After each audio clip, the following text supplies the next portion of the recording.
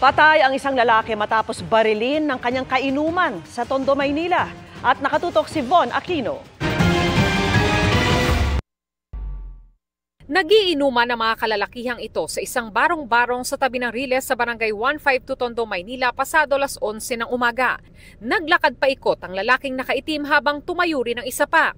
Nang magkasalubong sila, dito na 2 beses na pinaputukan ng baril ng nakaitim na suspect ang biktima na si Jonathan Belen alias Pangan.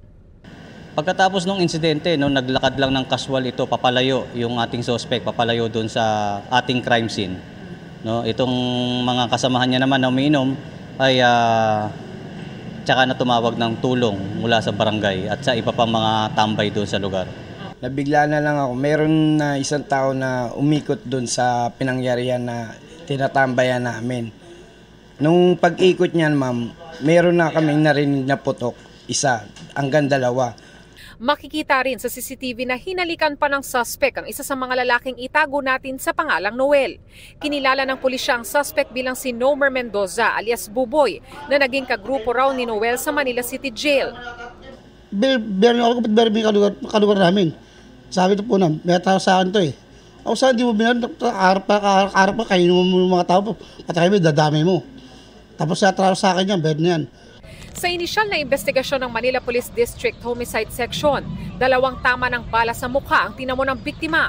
2 anggulo naman daw ang tinitignan ng mga pulis sa motibo ng pamamaril.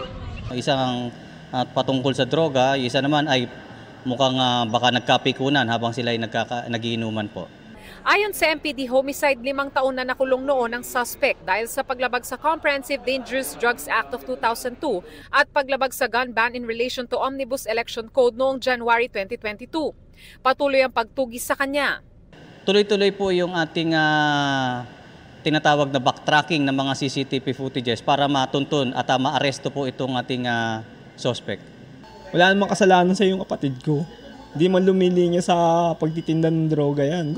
Gumagamit. Nandun tayo. Pero para patay mo ng ganun na lang, hindi man yata makatao yung ginawa mo.